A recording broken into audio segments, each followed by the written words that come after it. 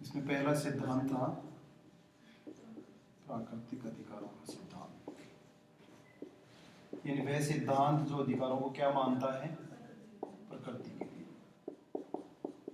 दूसरा सिद्धांत उपयोगितावादी सिद्धांत। इस सिद्धांत की मान्यता है कि अधिकार राज्य द्वारा ऐसी सुविधाएं हैं जो कि व्यक्तियों के लिए उपयोगी होती हैं। तीसरा सिद्धांत अधिकारों का आदर्शवादी सिद्धांत, जिसकी यह मान्यता है कि अधिकार नैतिकता के प्रतिरूप होते हैं। और चौथा जो सिद्धांत है वो है अधिकारों का ऐतिहासिक सिद्धांत।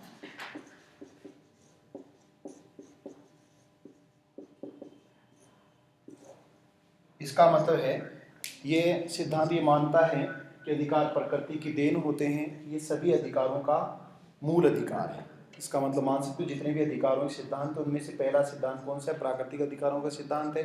अधिकारों के जो अन्य सिद्धांत हैं, अथवा दूसरा जो प्रश्न आया हुआ है कि कौन से अधिकार से सभी अधिकारों का उद्गम हुआ है, कौन जगह क्या था, तो इसका मतलब है कि प्राकृतिक अधिकार मूल अधिकार है जिससे अन्य अधिकारों का उद्गम हुआ है। क्योंकि और जिसने अधिकार दिए हैं वो तो राज्य है, संगठन, सामाजिक संगठन है, आर्थिक संगठन है, अन्य कोई भी संगठन हो सकता है, लेकिन प्रकृति एक संगठन नहीं है। वो तो प्रकृति क्या है, व्यापक है। तो प्रकृति ने जिस पर कोई प्रतिबंध नहीं होता और जिस पर किसका नियंत्रण नहीं होता वो प्राकृतिक अधिकार है। इसलिए प्राकृतिक अधिकारों से विस्तृत कोई अधिकार नहीं हो सकता। उपयोगितावादी सिद्धांत या अधिकारों का कल्याणकारी सिद्धांत या सामाजिक सिद्धांत, जिसका ये मानना है कि अधिकार राज्य के द्वारा दिए जाते हैं, प्रकृति के द्वारा नहीं दिए जाते। और अधिकार इसलिए दिए जाते हैं क्योंकि अधिकार व्यक्ति के लिए क्या होते हैं, उपयोगी होते हैं और व्यक्ति के जीवन और कल्याण से जुड़े हुए होते हैं। कॉन्सेप्ट जब आएगा कथन कारण का तो अवधारणात्मक प्रश्न आएगा तो वहां समझ आपको बतानी होगी। तीसरा आदर्शवादी सिद्धांत है जिसे अधिकारों का नैतिक सिद्धांत भी कहते हैं। और नैतिक सिद्धांत ये मानवता में विश्वास करता है, मानवीय विवेक में विश्वास करता है और इसका ये मानना है कि मानवीय चेतना जो है वो स्वतंत्रता को अभिव्यक्त करती है और इसीलिए जो व्यक्ति है उसमें चेतना होती है, चेतना नैतिक निर्देशन में कार्य करती है। इसलिए व्यक्ति की चेतना का निर्देशन करने वाले या उसकी जो व्यक्तित्व होता है उसका बाहरी स्वरूप होता है वही क्या होते हैं, आदर्शवादी सिद्धांत होते हैं। ये सिद्धांत आदर्शवादी प्राकृतिक अधिकारों के सिद्धांत में सर्वश्रेष्ठ सिद्धांत माना जाता है क्योंकि यह केवल नैतिकता की बात करता है।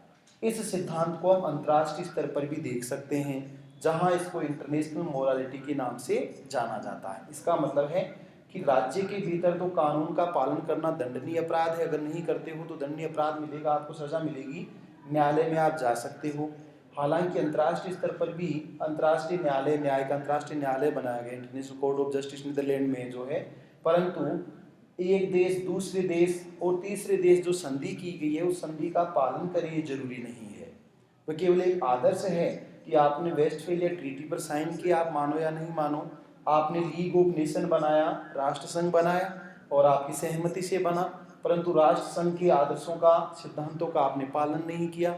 ऐसे ही दूसरे महायुद्ध के बाद यूएनओ बनाया गया, उसकी सुरक्षा परिषद है, 6 अंग हैं उसके, परंतु क्या यूएनओ के आदर्शों को देश स्वीकार करते हैं? इन आदर्शों का उल्लंघन करके ही 1950 में पहली बार, जब 1945 में संगठन बना तो पहला उल्लंघन था कोरिया में अतिक्रमण करना, कोरिया पर आक्रमण करना, उत्तरी और दक्षिण कोरिया के विवाद में भाग लेना, वियतनाम में अमेरिका द्वारा भाग लेना और 2003 में इराक में अन्य सुरक्षा परिषद के सदस्य देशों द्वारा प्रतिरोध करने पर भी अमेरिका के द्वारा हस्तक्षेप करना। इसी के साथ हाल ही में जो रूस है अन्य चारों देशों के प्रतिरोध के बावजूद और वीटो के बावजूद भी यूक्रेन पर हमला करने के लिए आतुर है। इसका मतलब है कि आदर्शवादी सिद्धांत है, अंतर्राष्ट्रीय नैतिकता तो आदर्श है, आप मानो या नहीं मानो। ऐसे हमारे संविधान में भी अनुच्छेद 51 में जो राज्य के नीति निषेध तत्वों का एक अनुच्छेद है उसमें लिखा हुआ है कि भारत एक ऐसा वातावरण सर्जित करेगा जिसमें अंतर्राष्ट्रीय शांति और सुरक्षा को क्या मिलेगा, बढ़ावा मिलेगा या उसकी स्थापना होगी। परंतु ये जरूरी नहीं है। भारत और पाकिस्तान के बीच युद्ध होते रहते हैं, भारत श्रीलंका के बीच, भारत बांग्लादेश के बीच और अन्य देशों, नेपाल वगैरह अन्य जो देश हैं उनसे भी हमारे आपसी मन मुटाव और युद्ध जैसी स्थितियां देखने को मिली हैं। तो ये आदर्श के रूप में है अच्छा सिद्धांत है, परंतु आदर्शवाद और यथार्थवाद में अंतर होता है। इसलिए आदर्शवाद से हमें नुकसान भी उठाना पड़ सकता है। जैसे चीन के द्वारा 1962 में हमारे ऊपर एक पक्ष से हमला किया गया, फिर हमले को वापस रोक दिया गया, तो आदर्शवाद। दूसरा, गोवा और दमन द्वीप अधिनियम जो हमने बनाया, तो 1962 में जो ऑपरेशन चलाया हमने, उस ऑपरेशन पराक्रम के माध्यम से हमने गोवा को अपने अधीन किया। अगर हम आदर्श में रहते तो पुर्तगालियों की बस्ती रहती, फ्रांसीसियों की बस्तियां रहती। अब है ऐतिहासिक सिद्धांत। अधिकारों का यह सिद्धांत भी प्राचीन सिद्धांत है, परंतु इस सिद्धांत का ये मानना है कि अधिकार वही सुविधाएं होती हैं जिनको समाज स्वीकार करता है। ऐसी सुविधाएं आज की नहीं हो सकती। ऐसी परंपरा जो वर्षों से चली आ रही है, जिस परंपरा को समाज अच्छा मानता है, उसी परंपरा को अधिकार के रूप में कन्वर्ट किया जाता है। इसका मतलब है कि ऐसी परंपरा जो पहले विद्यमान रही है, उसी परंपरा को, अच्छी और बुरी स्वरूप में, उसी परंपरा को आप अधिकार के रूप में परिवर्तित कर सकते हो। नई परंपरा को या नई मांग को आप अधिकार नहीं बनाओ। लिखो इसमें ऐतिहासिक सिद्धांत में अधिकारों का यह सिद्धांत, अधिकारों का यह सिद्धांत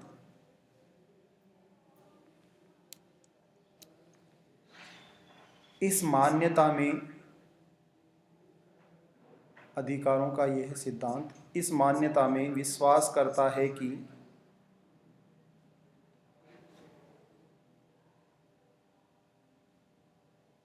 व्यक्ति को मिलने वाले अधिकार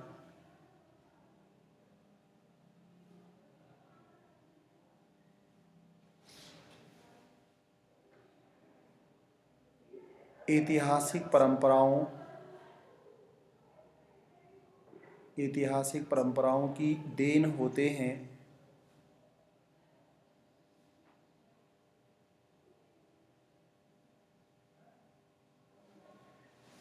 व्यक्ति की कोई भी मांग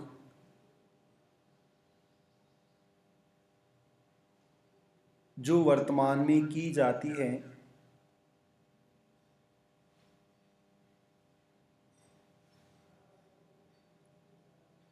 उसे अधिकार के रूप में परिवर्तित नहीं किया जा सकता है।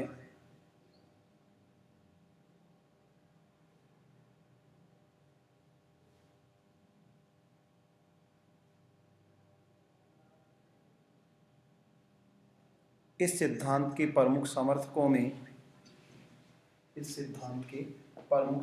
में सर हेनरी मैन,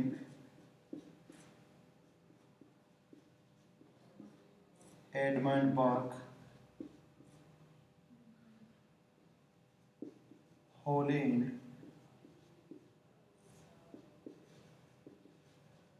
और आर.एम. मैकआइवर हैं।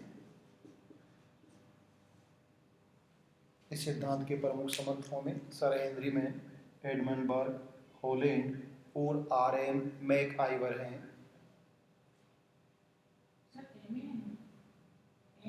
आर.एम. मैकआइवर।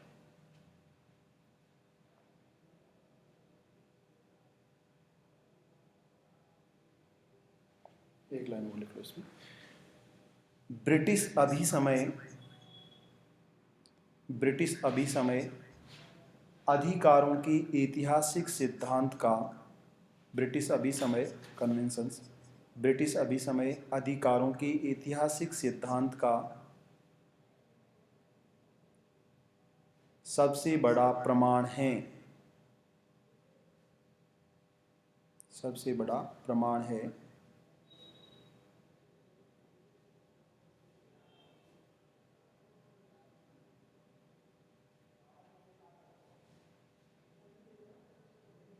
तो इसका ये मानना है कि जो वर्तमान सिद्धांत है, राज्य हैं उनके अधिकार नहीं होंगे। आज की मांग नहीं, वर्षों से अगर कोई मांग की जा रही है और उसको अधिकार के रूप में कन्वर्ट किया जा सकता है। जैसे मैंने पहले ही बताया कि दहेज लेना या देना या कन्या की हत्या करना या सती प्रथा, ये वर्षों से क्या था, अच्छी परंपरा थी, बुरी परंपरा नहीं थी।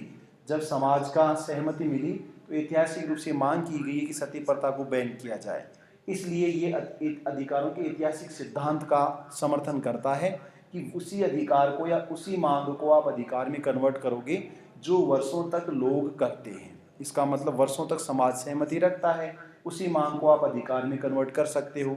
ब्रिटेन में राइटिंग फॉर्म में बहुत कम अधिकार हैं लोगों के, परंतु वो ऐतिहासिक परिणाम है, ऐतिहासिक रूप से, कि ब्रिटेन के लोग ये मांग कर रहे थे कि राजा की शक्तियों पर नियंत्रण किया जाए, उनको सीमित किया जाए, शक्तियाँ कम की जाएं और संसद की शक्तियों को बढ़ाया जाए।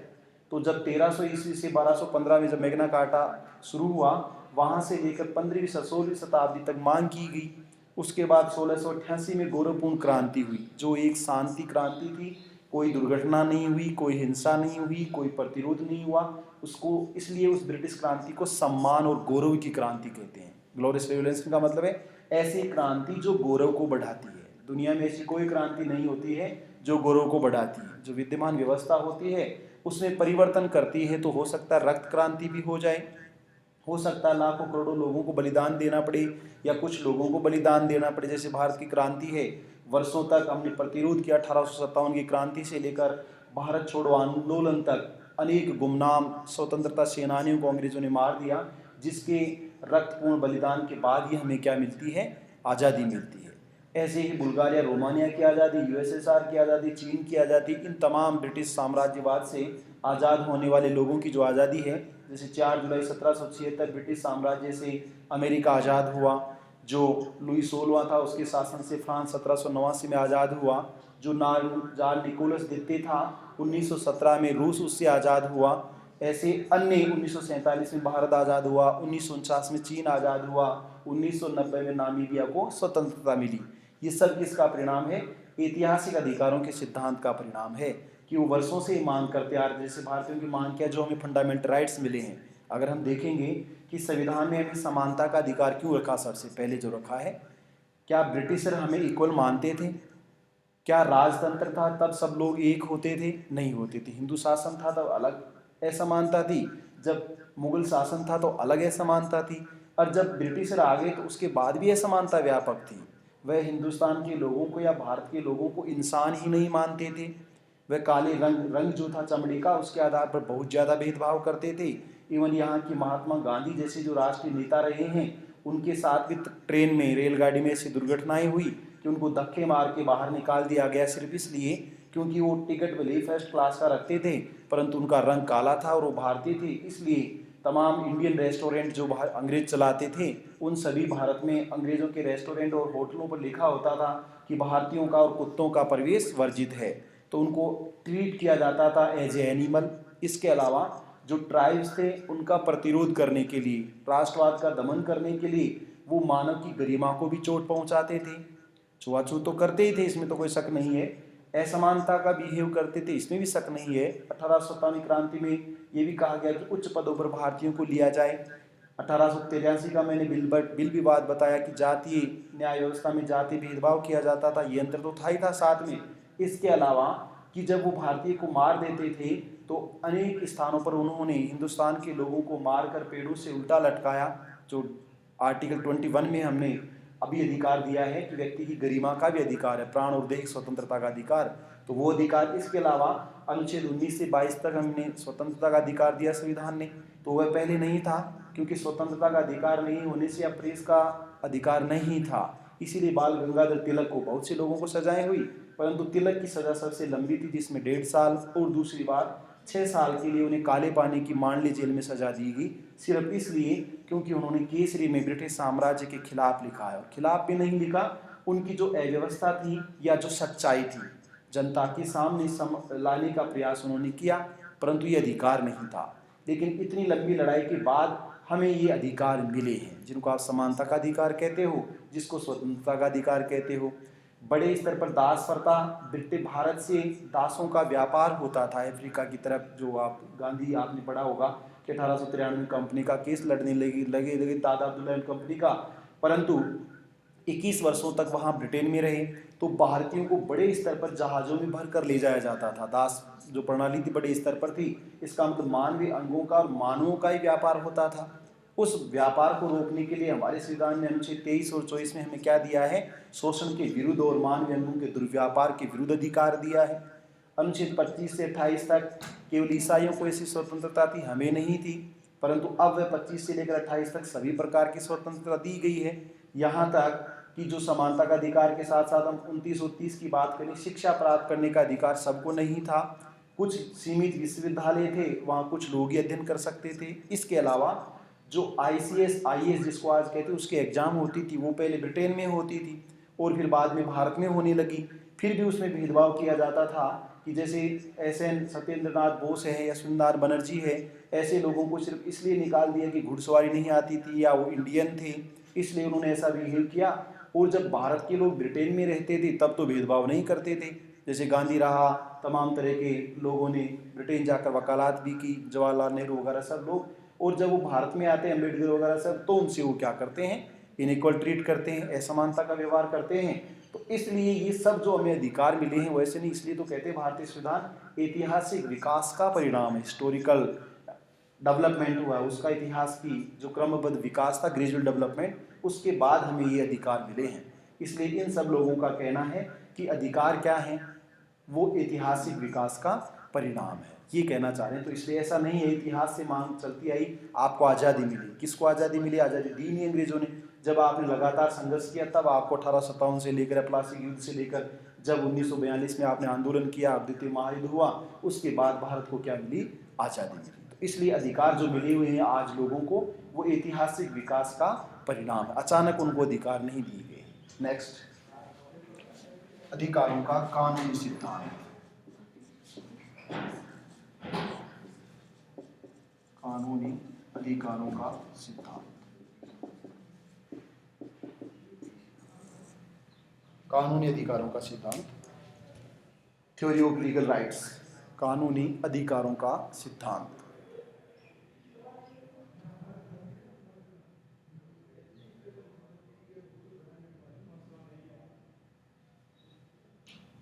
इसमें लिखो, अधिकारों का यह सिद्धांत, अधिकारों का यह सिद्धांत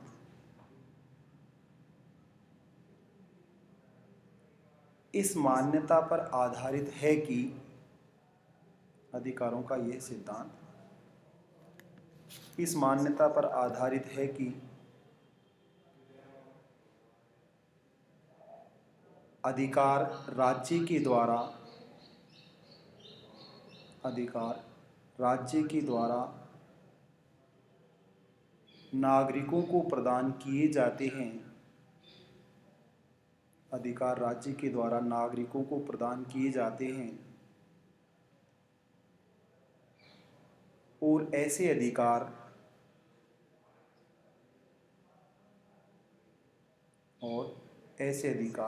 केवल कानून के द्वारा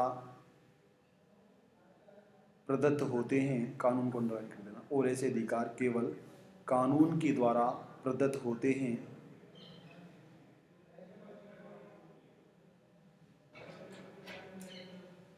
कंटिन्यू, कानूनों के बिना अधिकारों का कोई अस्तित्व नहीं होता है, कानूनों के बिना अधिकारों का कोई अस्तित्व नहीं होता है,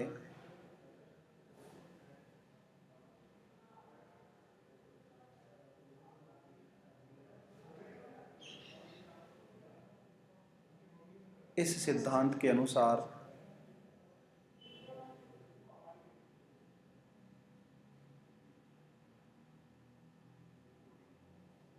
अधिकार केवल कानूनी स्वरूप में हो सकते हैं, इसके अलावा नहीं। अधिकार केवल कानूनी स्वरूप में हो सकते हैं, इसके अलावा नहीं।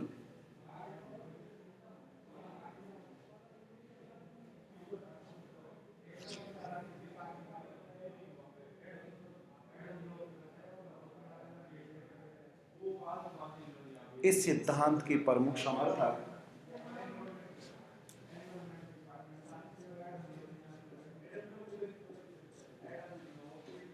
जॉन ऑस्टिन,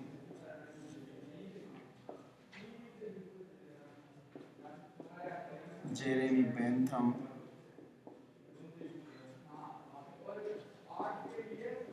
थॉमस हॉब्स,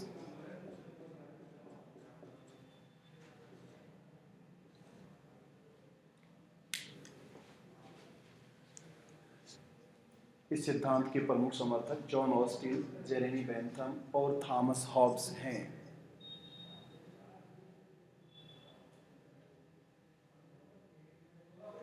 देखो, जेरेमी बेंथम उपयोगितावाद का भी समर्थन है, ध्यान रखना है, और थॉमस हॉब्स जो है अधिकारों के प्राकृतिक सिद्धांत का भी समर्थन करता है। परंतु यहाँ सबसे इम्पोर्टेंट बात यह है कि जैसे जॉन ऑस्टिन का हम देखेंगे, जॉन ऑस्टिन ये कह रहे हैं कि संप्रभु का आदेश ही क्या होता है, कानून होता है। दूसरा, थॉमस हॉब्स ये कह रहा है कि कानून क्या है, जो निरंकुश राजा आदेश देता है या कहता है वही कानून होता है। जॉन ऑस्टिन का शिष्य है तो दोनों की एक ही शब्दावली है कि कानून क्या है, जो राजा, राजतंत्र का समर्थन किया, निरंकुश राजतंत्र का, राजा जो भी कहता है लिखित स्वरूप में, इसका मतलब राज्य की सहमति से ही कोई कानून हो सकता है। अब आपको क्या अधिकार होगा और नहीं होगा ये कौन तय करेगा, राज्य तय करेगा। जब राज्य ऐसा तय करेगा तो राज्य कानून बनाकर तय करेगा। जेरेमी बेंथम ये कह रहे हैं कि अधिकार क्या है, एक तो उपयोगितावाद, इसका मतलब राज्य तो देता ही है, तो समझ तो हो गया कि उपयोगितावाद क्या है, राज्य उन्हीं को अधिकार मानता है जो व्यक्ति को उपयोगिता प्रदान करते हैं। ऐसी सुविधाएं जो लोगों के लिए उपयोगी होती हैं वो अधिकार हैं। अब प्राकृतिक अधिकारों के सिद्धांत की वह आलोचना करता है, और आलोचना करते हुए कहता है कि ऐसे अधिकार जिनका कोई कानूनी स्वरूप नहीं होता है, ऐसे अधिकारों के लिए लोग झगड़ा करते हैं। जैसे स्वतंत्रता का अधिकार दे दिया, किसको दिया, आपको दिया, मुझे दिया या उनको दिया, अब हम आपस में लड़ेंगे। इसलिए वो कह रहा है कि जब आपने बिना कानून के आपको कहा कि सबको अधिकार है, जाओ आप अधिकारों का उपयोग करो। जैसे कहा जाए आप सब स्वतंत्र हो, सड़क के किनारे, सड़क पर चलने के लिए सब स्वतंत्र हो, तो आप कहोगे सर मैं तो सड़क के बीच में चलूंगी, मैं कहूँगा मैं सड़क के किनारे चलूंगा, ये कहेंगे साहब मैं तो सड़क पर चलेंगे ही नहीं। तो इससे क्या होगा, झगड़ा होगा, ऐसा हो नहीं सकता भाई। जैसे सड़क है तो सड़क पर गाड़ियाँ चलाने की तो सबको स्वतंत्रता है, परंतु वो कानून है कि उस पर लाइन बनी हुई है, भारी वाहन इधर चलेंगे, हल्के वाहन इधर चलेंगे, दोपहिया वाहन इधर चलेंगे। अगर ये कानून नहीं हो तो चाहे जैसे साधन चलाएंगे, ऐसा होगा। तो जेरेमी बेंथम कह रहे हैं कि इसको अनार्की कहा जाएगा। क्या कहा जाएगा, अराजकता। तो 3 प्रश्न बार बार इनके पूछे गए हैं। एक तो कि बेंथम ने प्राकृतिक अधिकारों को क्या कहा है, तो इसका मतलब अराजकता का भ्रम कहा है, भ्रांतियां कहा है। इसके अलावा बेंथम ने क्या कहा है, जो अधिकार बिना कानून के होते हैं उनके पास क्या होती हैं, बेसाखियां होती हैं। और बेसाखियों का भी क्या है, ये बेसाखियों का बकवास है, नॉनसेंस ऑफ अपॉन स्टिक्स। इसका मतलब है ऐसे कोई अधिकार ही नहीं होते, जिन अधिकारों की बात कर रहे हो वो कोई अधिकार नहीं होते। अथवा बेंथम कह रहा है कि ऐसे अधिकार सुनने के अधिकार हैं, प्राकृतिक अधिकार नाम की कोई भी व्यवस्था नहीं होती। ऐसे अधिकारों को अगर हिंदी भाषा में कहा जाए बेंथम के अनुसार तो वो अधिकार आलंकारिक अधिकार होते हैं। अलंकार होता है, अलंकार का मतलब है कनक कनक से सोना मादकता अधिकार। तो कनक सोना भी होता है और कनक धतूरा भी होता है क्या कनक का मतलब, तो कनक का मतलब नहीं है ना। जेरेमी बेंथम कह रहा है कि अगर कानून नहीं है तो आप कहोगे कि आपने कहा था कि भाई कनक ले जाओ, और आप कहो साहब कनक दो और मैं आपको धतूरा दे दूं, आपको नहीं साहब हमें तो ना सोना चाहिए, मैं कहूँगा कि इस कनक का मतलब तो धतूरा है। आप कैसे, तो दोनों वर्ड वही कह रहे हैं। जेरेमी बेंथम ये कहना चाह रहा है कि जो वर्ड यूज किया गया है वो ये कहा गया कि कनक है। अब कनक क्या है ये तो कानून डिफाइन करेगा ना भाई, विवाद होगा तो कौन तय करे, कानून करे। परंतु ऐसा कोई कानून ही नहीं है तो कौन तय करेगा, इसका मतलब आदमी जो चाहेगा वैसा तय करेगा ना। तो वो कह दे कि साहब एक को तो कह दे कि सोना ले जा, क्यों कनक का मतलब सोना है, और एक को कह दे कि साहब कनक का मतलब धतूरा है। तो जिसको चाहे उसको इच्छा के अनुसार दिया उसने। तो इसलिए क्या स्वेच्छापूर्ण शासन होता है, इसलिए ये कोई अधिकार ही नहीं होता। प्राकृतिक अधिकार क्या है, आपको जमीन मेरी है, मैं जाकर के दूं मेरी, झगड़ा होगा। जमीन का सीमांकन नहीं हो तो ऐसा ही होगा ना। आप सोच लो कि जमीन नाम होती है तब भी इतना झगड़ा होता है राजस्व का मामला कि ये बाउंड्री है, जमीन तो बहुत दूर की बात है, ये 2 खेतों की बाउंड्री है। ये बाउंड्री मुश्किल से 4-5 इंच या 1 फीट होगी चौड़ाई में, विड्थ में। इसके लिए झगड़ा है कि मान लो इन्होंने इधर से एक जो छोटा सा हिस्सा है 2 इंच 4 इंच काट ली जमीन। अब झगड़ा होगा, लोग मर जाते हैं। तो ये बाउंड्री है, उसके बाद लोग मर जाते हैं। लेकिन ये बाउंड्री कैसे है फिर, इसका मतलब जो राजस्व विभाग है उसकी तरफ से है ना बाउंड्री। अब वो कह दे कि नहीं साहब ये खेत भी मेरा ही है, तो क्या होगा, अराजकता होगी ना, लड़ाई झगड़ा। अराजकता मतलब लाइन ऑर्डर को डिस्टर्ब करना, तो अराजकता झगड़ा हो जाएगा। तो वो कह रहा है पहचान नहीं है, तो कानून क्या करता है, कानून पटवारी के पास जो जमाबंदी होती है उसमें जमीन की नकल होती है, और जमीन की नकल होती है तब ये कहता है कि सरकारी जमीन है, आपने कब्जा कर लिया, ये सरकारी स्कूल की जमीन है, आपने अतिक्रमण कर लिया तो आपको हटा सकते हैं। वरना तो आप कह दो क्यों हटाओगे, प्रकृति ने दी है जमीन, घर से लाया है क्या भाई? भाई आप जाओ तो आपको कहे भाई जमीन कहाँ से लाया, तू बता तू कहाँ से लाया जमीन। तो कहते हैं ना भाई मकान बनाया जमीन, जमीन लाया कहाँ से, कोई ये पूछे तो कहाँ से बताओगे आप? ऊपर से तो लाए नहीं, आकाश से थोड़ी लाए जमीन, तो यही तो जमीन यही थी, तो मैंने कब्जा कर लिया तो मेरी होगी जमीन। ऐसे ही शिकार, जब शिकारगाह होता था, जंगल होता था, तो कबीला ऐसे तो करता था। हमला किस पर किया, किसने हमला किया सबसे पहले? मान लो आपने हमला किया और उसको जानवर को कोई दूसरा उठा ले गया, अब आपको साहब मैंने मारा था, इसको तो मेरा है। कानून तो था नहीं कि शिकार करेगा उसी को मिलेगा, जो खेती जमीन है उसकी उसी पर खेती करेगा उसी को अनाज मिलेगा। आपने खेती की और अंग्रेज पूरी राशन को उठाकर ले गए, लगान के मामले में वो ले जाते थे। तो इसका कानून क्या है? जब तक कानून नहीं बनता है कोई अधिकार ही नहीं होता है बिना कानून के। अब आप जाकर कहोगे साहब मेरी है ना अनाज उठाकर ले आए, रोके हम क्या करें, उठा लाए तो आप वापस ले जाओ उठाकर। माइट इज राइट की ना, मत्स्य न्याय जिसको कहा जाता है, कानून के बिना जो व्यवस्था होगी वो मत्स्य न्याय की व्यवस्था होगी। तो ऐसी मनु ने और कौटिल्य ने भी कहा है कि बिना राज्य के, बिना कानून की जो व्यवस्था होती है उस व्यवस्था को क्या कहा गया? मातस्य न्याय कहा गया। मातस्य न्याय नाम तो इसका न्याय था, परंतु यह अन्यायपूर्ण व्यवस्था थी। इसका मतलब होता है एक बड़ी मछली के द्वारा छोटी मछली को अपना भोजन बना लेना। इसका मतलब माइट इज राइट, शक्तिशाली का हित ही क्या होता है? न्याय होता है। अब इस शक्तिशाली हित को कौन रोक सकता है? कानून रोक सकता है। कि कानून है, मान लो आपकी संपत्ति को छीना गया तो आप कहाँ जाओगे? पुलिस के पास जाओगे। तो कानूनी अधिकार वही होते हैं जिनके लिए आप न्यायालय में वाद दायर कर सको।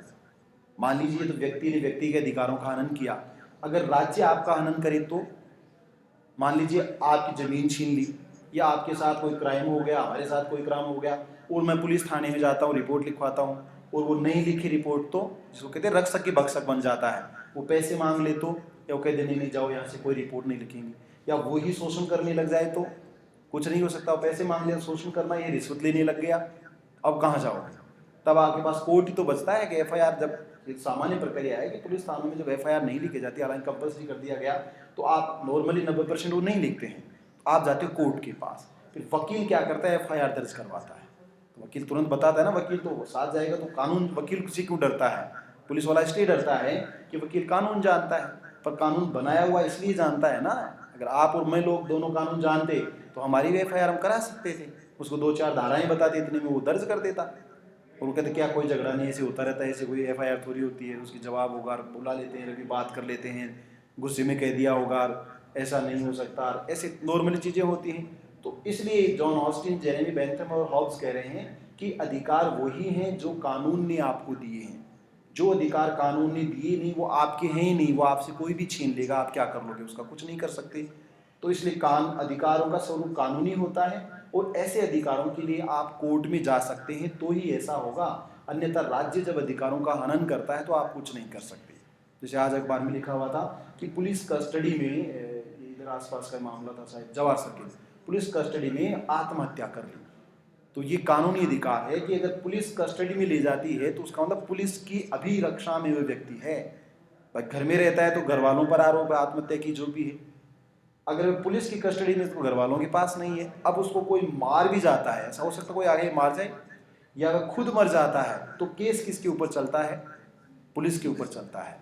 क्योंकि जैसी जुडिशियल कस्टडी जेल में रहता है, पुलिस कस्टडी पुलिस की जेल में रहता है, थाने में रहता है। तो जब पुलिस के पास है तो ये पुलिस की ड्यूटी है कि उसकी जिंदगी को सुरक्षित रखें। भाई मारने के लिए तो कोर्ट कहेगा ना फांसी की सजा दो, लेकिन फांसी की सजा से पहले तक वह व्यक्ति घर में नहीं है, पुलिस में, तो पुलिस उसका घर है। तो पुलिस की कस्टडी का मतलब है कि उसके जीवन की रक्षा पुलिस कर रही है। ऐसे जीवन की रक्षा भी कर रही, मान लो पुलिस कस्टडी में उसको सरेंडर करने का या उससे कुछ उगलवाने के लिए रिमांड लेने का दर्जा तो दिया गया है, पर रिमांड लेते हुए मर जाता है तो भी पुलिस पर केस चलेगा। मारने का अधिकार नहीं है पुलिस को कि भाई झूठ सच का ये जानने का अधिकार है। तो ये तो पुलिस की वजह से मरी, अब उसने खुद ने आत्महत्या कर ली तो भी पुलिस वालों पर केस चलेगा, क्योंकि पुलिस कस्टडी में ऐसा हुआ। फिर कस्टडी किस बात की?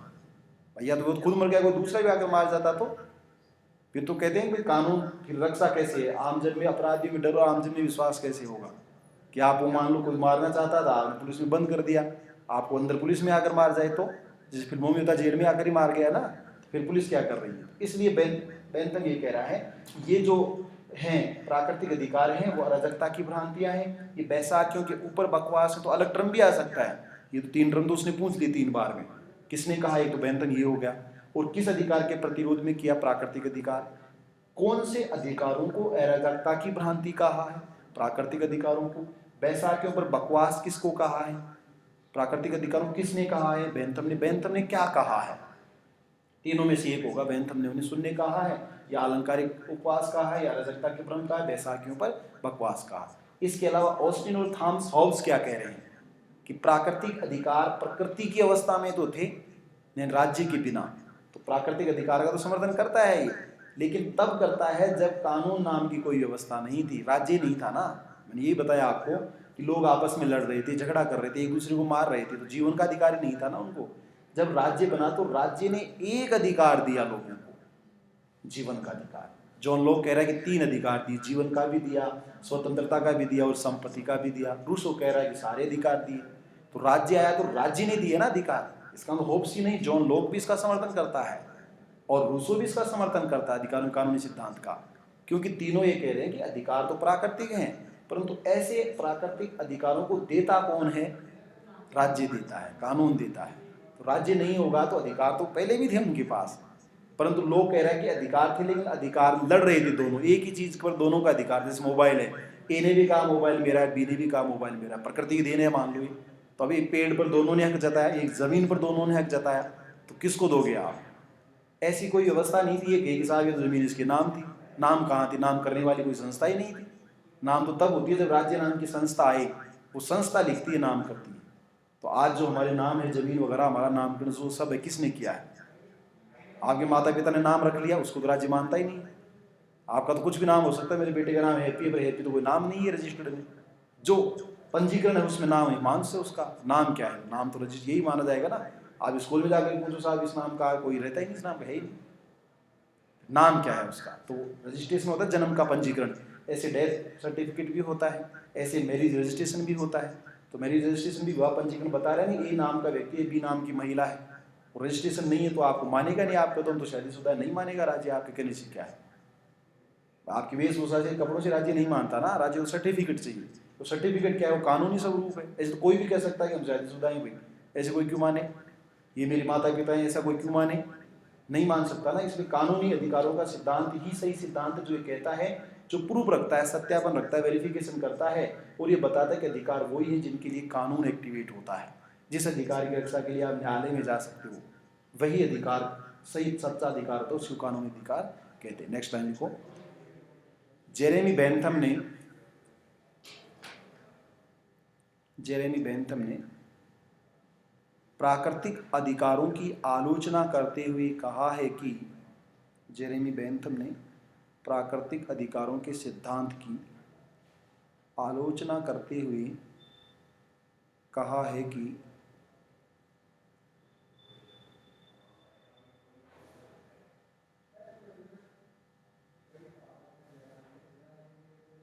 प्राकृतिक अधिकार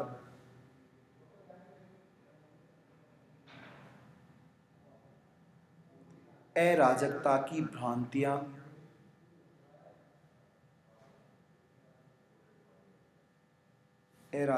भ्रांतियां या बैसाखियों की बकवास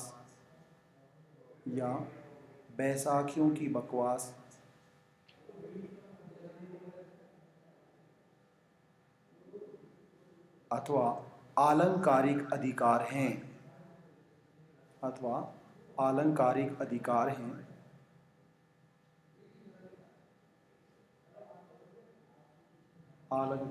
अलंकार होते हैं हिंदी में, अगर पढ़ा हो तो आपने। आलंकारिक अधिकार हैं जिनके उल्लंघन पर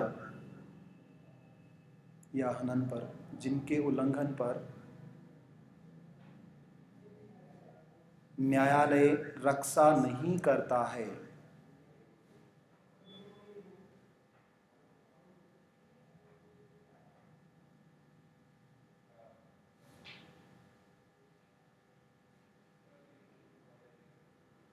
कंटिन्यू। जॉन लॉक और रूसो ने भी इस सिद्धांत का समर्थन किया है।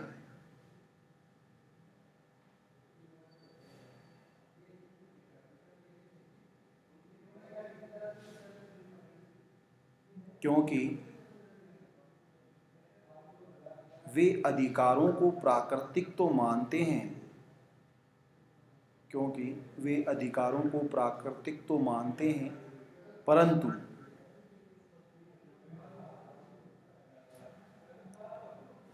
प्राकृतिक तो मानते हैं परंतु ऐसे अधिकार राज्य समझौते के बाद, परंतु ऐसे अधिकार राज्य समझौते के बाद लोगों को देता है।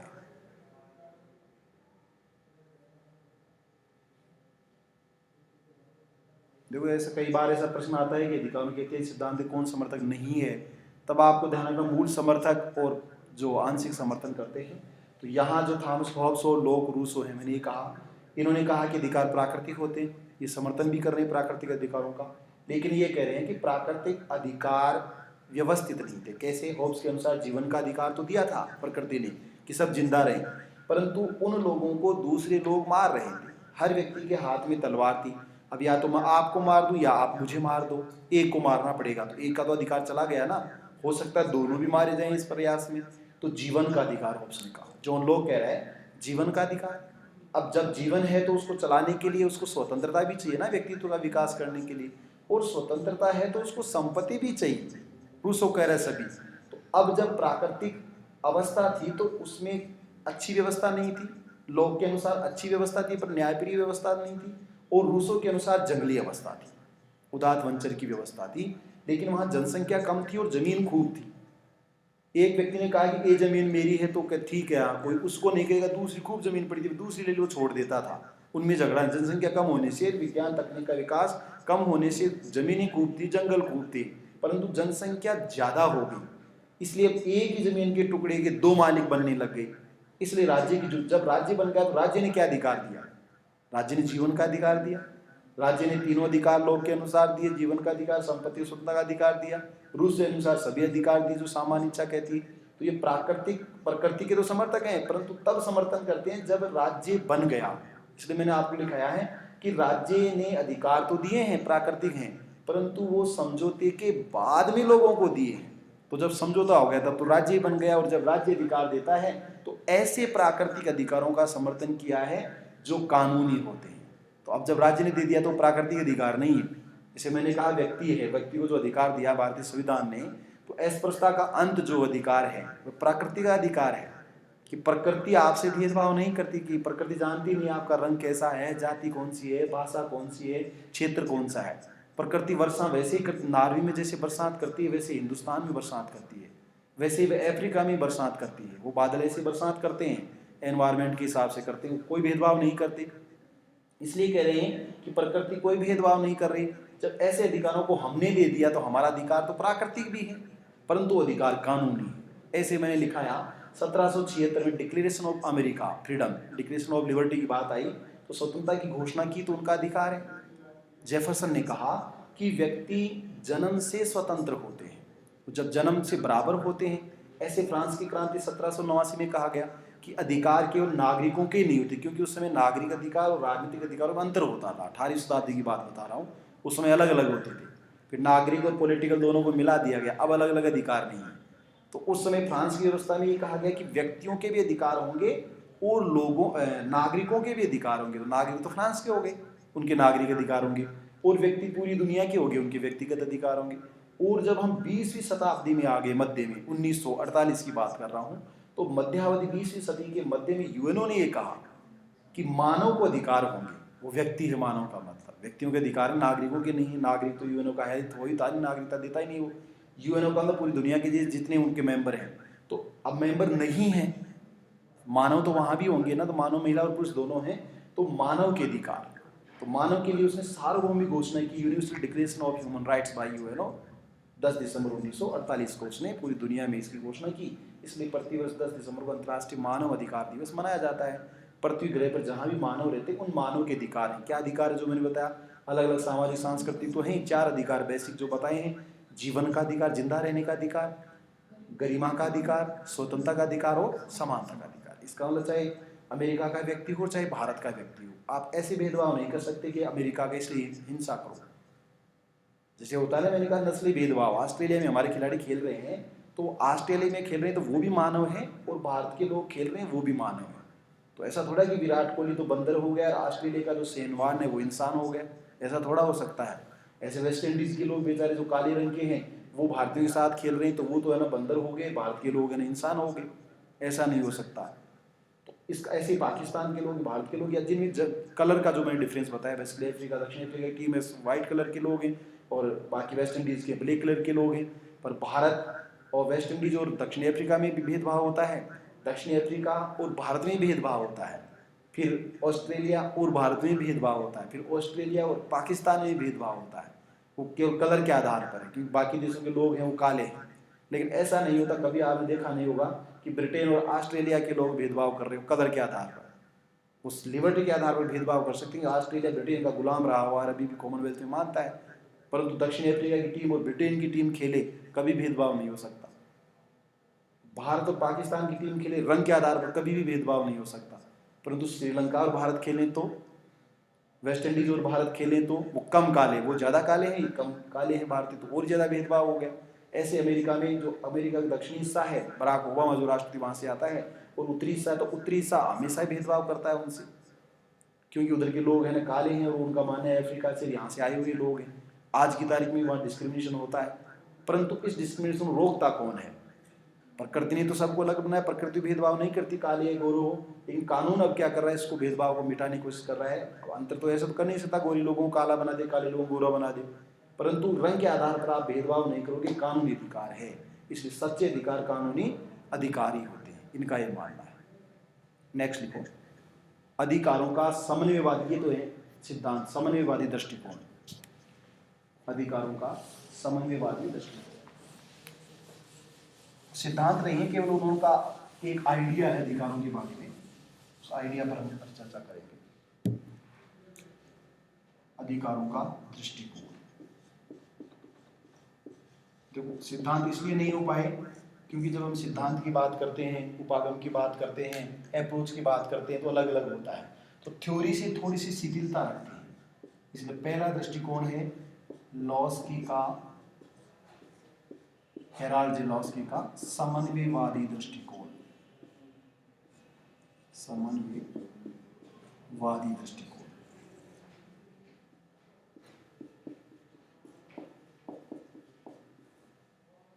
लॉस्की का समन्वयवादी दृष्टिकोण, coordination approach by Herald Laski. इस सिद्धांत, इस दृष्टिकोण के प्रतिपादक हैं हेराल्ड लॉस्की। और समझ लो एक बार, इन्होंने एक पुस्तक लिखी है जिस पुस्तक का नाम है ए ग्रामर ऑफ पॉलिटिक्स, 1925। यहाँ इन्होंने अधिकारों को 3 स्वरूपों में डिफाइन किया है। पहले लॉस्की ये कह रहे हैं नंबर 1 पर कि अधिकारों का विशिष्ट अर्थ होता है। अधिकार जो होते हैं वो राज्य और व्यक्ति के बीच संबंधों को अभिव्यक्त करते हैं। अधिकार विशिष्ट प्रकृति के होते हैं, तो विशेष अधिकार होते हैं, विशेष अधिकार होते हैं। और ऐसे जो विशिष्ट अधिकार होते हैं उन विशिष्ट अधिकारों का उल्लंघन हो सकता है या नहीं हो सकता है, या जो अधिकार समाज देता है वो अधिकार स्वीकार्य हैं या नहीं है, समाज की सहमति वाले अधिकार आप ले सके। तो 4 तरह की बातें उन्होंने कही है। इसका मतलब है कि अलग अलग अप्रोच, जो मैंने कहा थ्योरी क्या है, थोड़ी जटिल है, कॉम्प्लेक्स है और साइंटिफिक होती है, मोर साइंटिफिक होती है। जबकि अप्रोच या उपागम या मॉडल जो होता है वो शिथिल अर्थ में थ्योरी होता है, उदार, आप उसको उदार सिद्धांत कह सकते हो। तो थ्योरी की तो कुछ मान्यताएं होती हैं, उन मान्यताओं पर थ्योरी चलता है, उसकी टर्म और कंडीशन होती है। थ्योरी एक वैज्ञानिक अधिक वैज्ञानिक होती है क्योंकि थ्योरी के अंतर्गत आप सामान्यीकरण कर सकते हो, सत्यापन कर सकते हो, ऑब्जर्वेशन यानी पर्यवेक्षण कर सकते हो, और ऐसी थ्योरी की खुद एक साइंटिफिक मेथड का भी आप यूज कर सकते हो। तो 4 जो आधार क्रियाएं वैज्ञानिक पद्धति की वो थ्योरी होता है। थ्योरी से थोड़ा सा उदार जो स्वरूप होता है उसको दृष्टिकोण कहते हैं। जैसे लोक प्रशासन में प्रबंध के दृष्टिकोण आपने पढ़ा होगा, या राजनीति विज्ञान का ट्रेडिशनल अप्रोच पढ़ा होगा, मॉडर्न अप्रोच पढ़ा होगा, परंपरागत उपागम, आधुनिक उपागम, ऐसे व्यवहारवादी उपागम अलग अलग, तो वो क्या थोड़ा सा शिथिल है। तो यहाँ अधिकारों के प्रति लोस्की का क्या दृष्टिकोण, लोस्की का दृष्टिकोण समन्वयवादी है। समन्वयवादी क्यों है? लोस्की ये कहता है, एक तो व्यक्तिवादी, जो व्यक्ति पर क्या करते हैं, अधिकारों के, व्यक्ति के अधिकारों पर बल देते हैं, अधिकार व्यक्ति को मिलने चाहिए और असीमित होने चाहिए। दूसरा प्लस मार्क्सवादी, जो ये कहते हैं कि अधिकार किसको मिलने चाहिए, समाज को मिलने चाहिए। यहाँ तो व्यक्ति मुख्य इकाई है और यहाँ पर समाज मुख्य इकाई है। व्यक्ति और समाज के बीच समन्वय का दृष्टिकोण लोस्की का समन्वयवादी दृष्टिकोण कहलाता है। हेराल्ड जे लोस्की ने अपनी पुस्तक ग्रामर ऑफ पॉलिटिक्स में अधिकारों के रूप में विशिष्ट 4 व्याख्याएं की है। पहले वे अधिकार का अर्थ बताते हैं। लोस्की का ये मानना है कि अधिकारों के बिना स्वतंत्रता नहीं होती। तो स्वतंत्रता अपने आप में अधिकार है, इसका मतलब व्यक्ति स्वतंत्र हो ही नहीं सकता। अधिकारों के बिना व्यक्तित्व का विकास नहीं हो सकता। इसका मतलब है कि अधिकार व्यक्ति के व्यक्तित्व के विकास के लिए जरूरी है। दूसरा, राज्य और व्यक्ति, जो अधिकार है वो राज्य व्यक्ति को देता है, व्यक्ति राज्य को नहीं देता, तो राज्य अधिकार देता है, तो राज्य और व्यक्ति में घनिष्ठ संबंध होते हैं। अब इस बात से राज्य की पहचान की जाएगी कि वह राज्य कैसा है। जो राज्य लोगों को अधिकार देता अच्छा है, जो अधिकार नहीं देता वह राज्य अच्छा नहीं है। इसका मतलब राज्य और व्यक्ति के अच्छे संबंध अधिकारों पर निर्भर है। इसलिए ये कह रहा है कि अधिकार राज्य के द्वारा सुरक्षित या संरक्षित किए जाते हैं। अधिकारों की रक्षा का दायित्व राज्य अधिकार देता है और राज्य ही अधिकारों की रक्षा करता है। ये कानूनी अप्रोच भी है। अब राज्य चाहे तो कितनी अधिकार दे दे, सब लोगों को दे दे, सामाजिक स्वरूप में हो जाएगा। व्यक्ति विशेष को दे तो व्यक्तिगत रूप में हो जाएगा। अब अधिकारों के प्रकारों के बारे में कह रहा है कि सभी अधिकार जरूरी नहीं है, अधिकारों का विशेष प्रकार होता है। वो अधिकार व्यक्तियों को राज्य द्वारा दिए ही जाने चाहिए, जैसे कि काम का अधिकार, रोजगार का अधिकार जिसको आप कहते हो, अगर काम करता है तो उसके बदले में वेतन का अधिकार, समान वेतन पाने का अधिकार की बात कह रहा है वो। अब वेतन दे रहा है तो ऐसी योग्यताएं प्राप्त करने के लिए शिक्षा का अधिकार भी उसको मिलना चाहिए। जब शिक्षा का अधिकार आप दे रहे हो तो स्वास्थ्य का अधिकार भी आपको देना होगा। जब आप सबको नौकरी नहीं दे सकते तो औद्योगिक प्रबंधन का आपको अधिकार देना पड़ेगा। निजी क्षेत्र के अधिकारों की वकालत करता है, क्योंकि मार्क्सवाद आर्थिक अधिकारों की बात कहता है। मार्क्सवादी जो ऐसे मार्क्सवादी उपागम नहीं है, दृष्टिकोण है, स्पष्ट रूप से कौन से अधिकार है वैसे नहीं कह रहा है, परंतु मार्क्सवाद और साम्यवाद दोनों ये मानते हैं कि आर्थिक अधिकार प्रमुख होते हैं। क्यों होते हैं? क्योंकि जिन लोगों का रुपए पैसे पर या संपत्ति पर हक होता है वही लोग व्यवस्था का संचालन करते हैं, उन्हीं के हाथों में राजनीतिक व्यवस्थाएं होती हैं। तो आधार और अधिरचना का कॉन्सेप्ट है उनका। तो कह रहा है कि वास्तव में आधार अधिरचना जो है वो राजनीतिक इकाई है, आधार आर्थिक इकाई है। जिन लोगों के पास आर्थिक शक्तियां होती हैं राजनीतिक शक्ति को वही होल्ड करते हैं। जैसे भारत की संसद में जो दूसरा सदन है उसका नाम राज्यसभा है, और राज्यसभा में 3/4 जो व्यक्ति हैं वो 2 ही कैटेगरी के, या तो बिजनेसमैन है या लॉयर है, और दोनों के पास अथाह संपत्ति है। इसका मतलब भारत की राज्यसभा पैसे वालों की सभा है, परंतु भारत की राज्यसभा के ऐसे सदस्यों को पैसे वाली सभा कौन बनाता है, लोगों को पैसे वाला कौन बनाता है? बिजनेस बनाता है। आर्थिक शक्ति है ना, पैसा तो आर्थिक शक्ति है। तो वो आर्थिक शक्ति कानूनों को खरीद लेती है, कानून अपने हिसाब से बना लेती है, पुलिस अपने हिसाब से बना लेती है, या मुकेश अंबानी के खुद के पैरामिलिटर फोर्स उन्हें लगा रखी है, सीआरपीएफ को दे रखा है कि वीआईपी सुरक्षा में। आपके पास पैसा है तो फौज आपकी सुरक्षा कर रही है, लोकल पुलिस की जरूरत ही नहीं है। वाजे प्रकरण आपने सुना होगा बम्बई का। तो इसका मतलब है कि पुलिस वुलिस सब कुछ नहीं है, जिसके पास पैसा है वो सारी व्यवस्थाओं का क्या कर सकता है? संचालन कर सकता है। इसलिए मार्क्सवादी कहते हैं कि आपको अधिकार और कर्तव्य के रूप में देने होंगे। अधिकार में और ड्यूटी में दोनों में वो समन्वय चाहते हैं कि आपको काम देने का अधिकार तो राज्य क्या करेगा, आपको काम देगा, परंतु व्यक्ति क्या है? काम करेगा। तो काम पाने का अधिकार तो व्यक्ति का है क्योंकि आप राज्य से लेना चाह रहे हो, और काम कराने का अधिकार राज्य का है। तो एक का कर्तव्य दूसरे का क्या है? अधिकार है। एक का अधिकार दूसरे का क्या कर्तव्य है। इसलिए समन्वय दृष्टिकोण की बात कही है उसने। इसलिए काम का अधिकार भी शामिल है, औद्योगिक प्रबंधन का अधिकार शामिल है, न्यूनतम मजदूरी प्राप्त करने का अधिकार शामिल है, समान वेतन प्राप्त करने का अधिकार शामिल है, स्वास्थ्य का अधिकार है, शिक्षा का अधिकार। ऐसे अधिकारों के विशिष्ट प्रकार बताएंगे। यहाँ से प्रश्न पूछा गया 2 बार, लास्की के विशेष अधिकार में कौन सा अधिकार शामिल नहीं है? तो व्यक्तिवादी, उदारवादी और आर्थिक अधिकार शामिल है, बाकी नहीं है। और चौथा है कि राज्य अधिकार, तो राज्य तो क्या आ गया? व्यक्ति आ गया। व्यक्ति का स्वरूप व्यक्तिवादी आ गया, मार्क्सवाद क्या आ गया, समाज का स्वरूप आ गया। तो राज्य के देने से अधिकार नहीं होते हैं, अपितु अधिकार वो होते हैं जिनको समाज क्या देता है, सहमति देता है। अगर समाज सहमति नहीं देता तो अधिकार नहीं होते। इसलिए वो कह रहा है कि ऐसा समाज जो लोगों को अधिकार नहीं देता है, वह बालू की मिट्टी की जो रेत दीवार होती है, तो बनती नहीं है ऐसे, कच्चा घर देखा होगा आपने, तो कच्चे घर की नींव का मिट्टी की दीवार होती है, जो दीवार ढह जाती है या टूट जाती है, बिखर जाती है, क्योंकि कंपन होने से तो ये दीवार भी टूट जाती है। लेकिन बालू की भींत का मतलब है कि जैसे बालू का स्तूप आपने कभी देखा हो तो बड़े मेड़ बन जाती है, वो दीवार है। परंतु कुछ ही क्षणों में जब हवा तेज चलती है तो वो यहाँ से उठकर दूसरी तरफ चली जाती है, स्थानांतरित हो जाती है। तो बालू की दीवार कभी दीवार नहीं होती है। या गाँव में आपने देखा होगा मिट्टी से जो मेड़बंदी बनाई जाती है, मूसलाधार या ज़बरदस्त बारिश आती है तो बरसात से कट कट के बह जाती है, इसलिए वो दीवार अच्छी नहीं होती। इसलिए ऐसा समाज भी अच्छा नहीं होता जो अधिकार नहीं देता है। देखो हेराल्ड जे लॉस्की के द्वारा, एच जे लास्की के द्वारा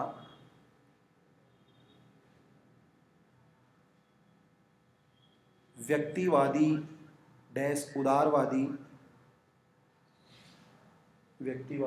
उदारवादी और मार्क्सवादी उपागम के बीच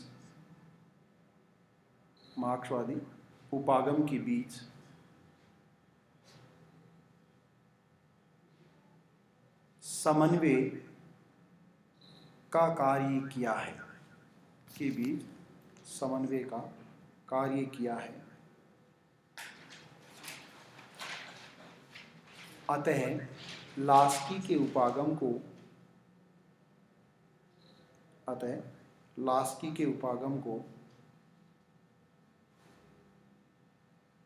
अधिकारों का समन्वयवादी दृष्टिकोण कहा जाता है।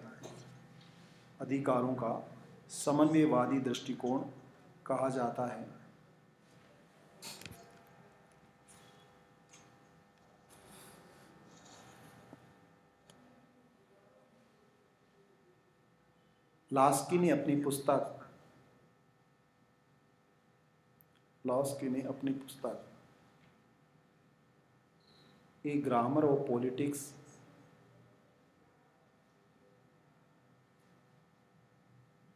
1925 के अंतर्गत अधिकारों को 4 स्वरूपों में अभिव्यक्त किया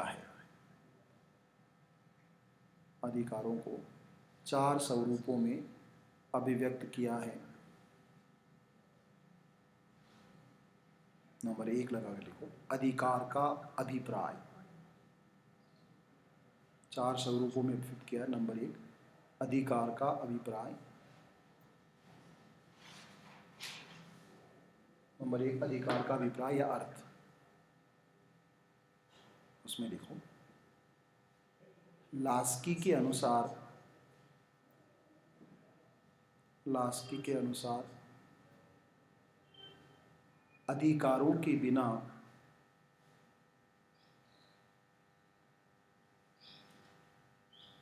स्वतंत्रता संभव नहीं है और स्वतंत्रता के बिना, अधिकारों के बिना स्वतंत्रता संभव नहीं है, क्योंकि स्वतंत्रता भी एक अधिकार है ना, और स्वतंत्रता के बिना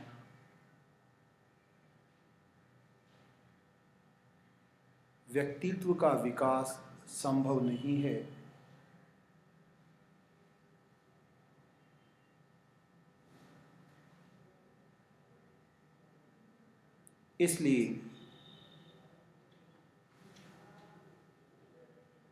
इसलिए अधिकार मानवीय व्यक्तित्व के लिए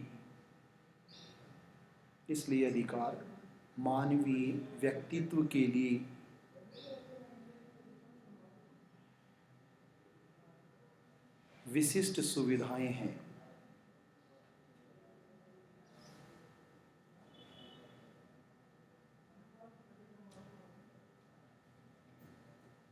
लॉस्की का ये कहना है, ये आपको ध्यान रखना, ये तो पूछा गया है ना स्वतंत्रता वाला। इसका लॉस्की ये कहना चाह रहा है कि राइट, स्वतंत्रता का अधिकार क्या है? अधिकार ही है ना। तो वो कह रहा है कि अधिकार के बिना स्वतंत्रता संभव नहीं है। जब व्यक्ति को आप स्वतंत्रता नहीं दोगे, स्वतंत्र नहीं करोगे, तो व्यक्ति का विकास तो संभव ही नहीं है। तो गुलाम हो गए ना एक तरह से। भाई दुनिया भर के जो राष्ट्र हैं वो क्यों लड़ रहे थे?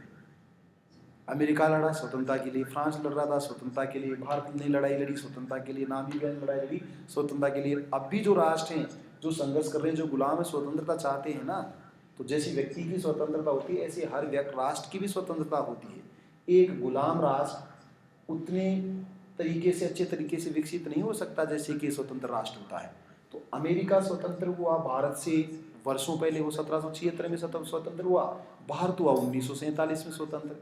अब अमेरिका को टक्कर देने के लिए भारत को बहुत आगे तक जाना होगा, क्योंकि इतने वर्षों पहले तो उसको आज़ादी मिल गई, तो उसके संसाधनों का शोषण होना बंद ही हो गया।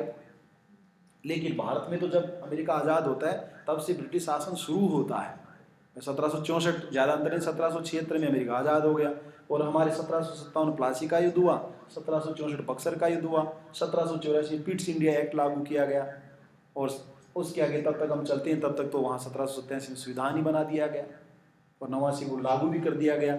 तो वह 1800 में संविधान बना दिया, हमने संविधान 1949 में बनाया।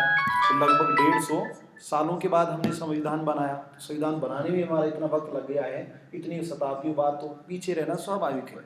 इसलिए स्वतंत्रता, व्यक्तित्व, चाहे वो राष्ट्र का व्यक्तित्व हो और चाहे व्यक्ति का व्यक्तित्व हो, उसके लिए क्या है? जरूरी है। स्वतंत्रता के बिना व्यक्तित्व का विकास हो ही नहीं सकता। नेक्स्ट नंबर 2, राज्य और व्यक्ति के संबंध। हेलो, हाँ बताओ।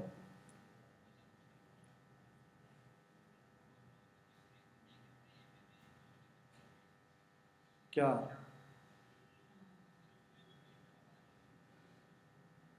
हाँ हाँ हाँ हाँ।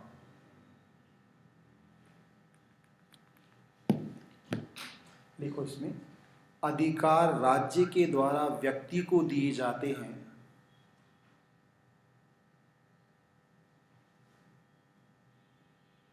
अधिकार राज्य के द्वारा व्यक्ति को दिए जाते हैं,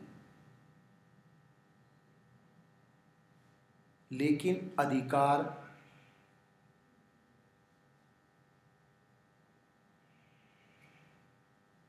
राज्य की पहचान के प्रतीक भी होते हैं।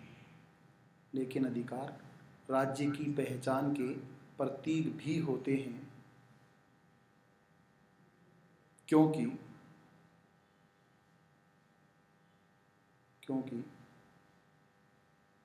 अधिकार राज्य द्वारा संरक्षित किए जाते हैं।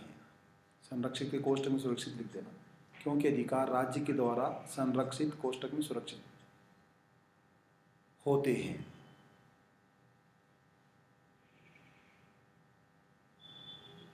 अर्थात राज्य और व्यक्ति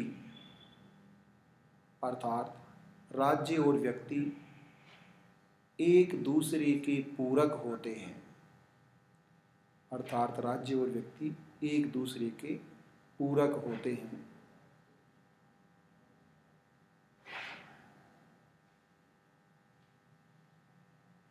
इसका मतलब जो प्रश्न पूछा गया वो है कि किस विचारक के अनुसार राज्य की पहचान अधिकारों से होती है। तो ये मैंने लिखाया कि अधिकार व्यक्ति को कौन देता है? राज्य देता है। और अधिकारों का उल्लंघन होता है तो रक्षा भी कौन करता है? राज्य करता है। अब अगर किसी व्यक्ति को अधिकार दिए गए तो इसका मतलब वहाँ क्या है? राज्य है।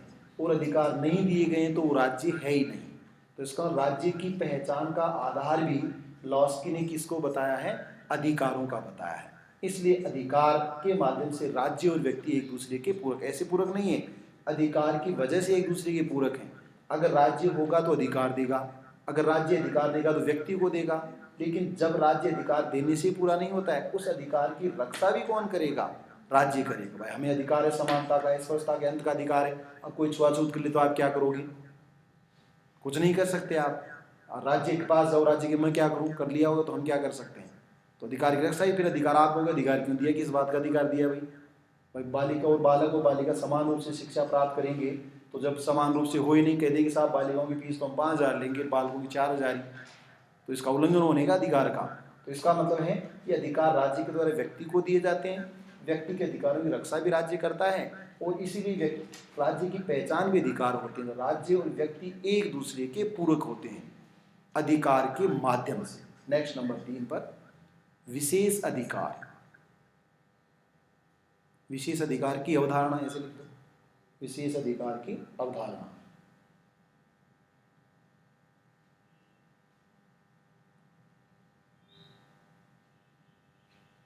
लास्की के अनुसार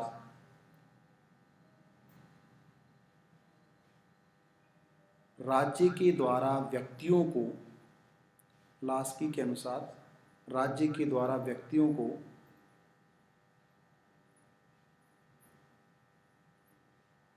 कुछ विशिष्ट अधिकार प्रदान किए गए हैं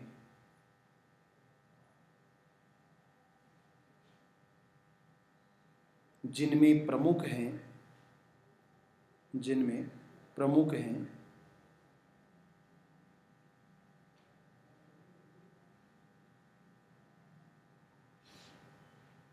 कार्य या रोजगार का अधिकार, कार्य या रोजगार का अधिकार,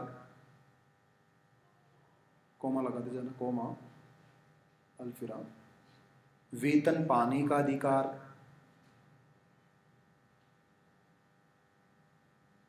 कोमा न्यूनतम मजदूरी प्राप्त करने का अधिकार,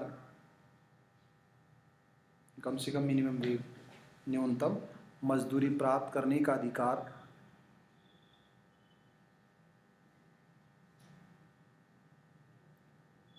कोमा शिक्षा और स्वास्थ्य का अधिकार,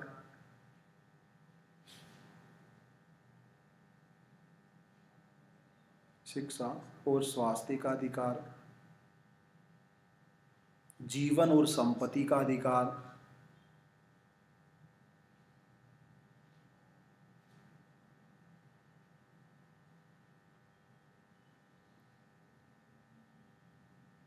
तथा उद्योगों में प्रबंधन का अधिकार इत्यादि हैं, तथा उद्योगों में प्रबंधन का अधिकार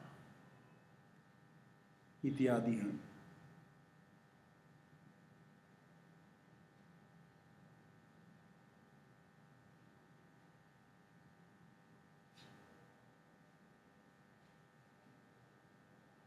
एक स्वतंत्रता का अधिकार लिख लिया। अब यहाँ देखो, ये ध्यान रखना है, इसके अलावा लॉस्ट मैंने कहा इन दोनों में समन्वय कर रहा है। ये जो साम्यवादी हैं, मार्क्सवादी, उनके तो आर्थिक अधिकार हो गए, और जो स्वतंत्रता, शिक्षा और स्वास्थ्य हैं वो व्यक्तिवादी और उदारवादी लक्षण हो गए। तो दोनों के अधिकारों को मिलाकर उसने कहा ऐसे अधिकार क्या होते हैं, विशिष्ट अधिकार होते हैं। नेक्स्ट नंबर 4, समाज की स्वीकृति। समाज की स्वीकृति, इसमें लिखो, लास्की ने उदारवाद और समाजवाद को, लास्की ने उदारवाद और समाजवाद को समन्वित करते हुए कहा है कि, लास्की ने उदारवाद और समाजवाद को समन्वित करते हुए कहा है कि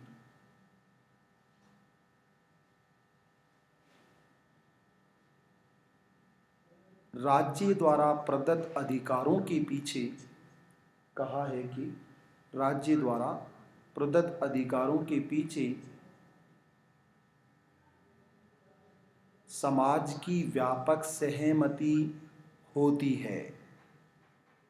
समाज की व्यापक सहमति होती है।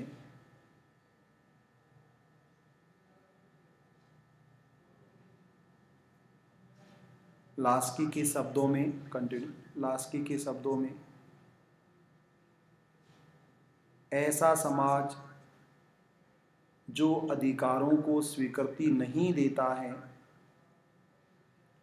ऐसा समाज जो अधिकारों को स्वीकृति नहीं देता है, वह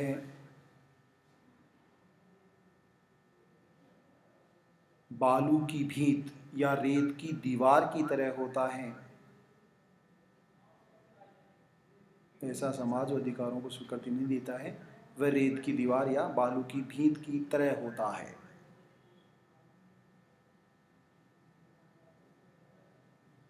कोटेशन में है ये। इसका मतलब है कि एक टेम्परेरी वॉल आप उसको कह सकते हो, अस्थायी दीवार होती है और वह समाज अच्छा नहीं होता है, कुल मिलाकर ये कहना चाह रहा है। ये लास्की का दृष्टिकोण है अधिकारों के संदर्भ में। नेक्स्ट दूसरा दृष्टिकोण है समुदायवादी दृष्टिकोण, कम्युनिटेरियन अप्रोच। समुदायवादी दृष्टिकोण, कम्युनिटेरियन अप्रोच। और इनका ये मानना है कि अधिकार व्यक्ति को न देकर किसको दिए जाने चाहिए, समुदाय को दिए जाने चाहिए। और इसके मुख्य समर्थकों में माइकल सैंडल, जिन्होंने बुक लिखी है liberalism and the limitations on justice, 1982। और दूसरा मुख्य समर्थक है माइकल वोल्जर।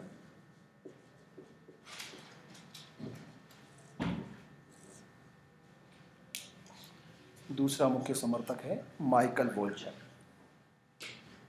अब देखो इसको समझो, लिखाऊं तब लिख लिया करो, इसको नाम से इतना ही लिखा करो, समुदायवादी दृष्टिकोण।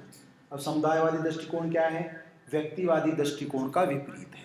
पहली बात, व्यक्तिवादी या उदारवादी दृष्टिकोण का मानना है कि अधिकार राज्य देता है, किसको देता है, व्यक्ति को देता है। ठीक है, इस अवधारणा को वो भी मान रहे हैं कि अधिकार राज्य देता है, परंतु अधिकार राज्य किसको दे, समुदाय को दे, व्यक्ति को। समुदाय और समाज में अंतर है, समझ रहे हो आप। समाज का मतलब तो है सब लोग, जिसमें अलग अलग भाषा, जाति, क्षेत्र, सभी लोग आगे एक बड़ा समाज होता है।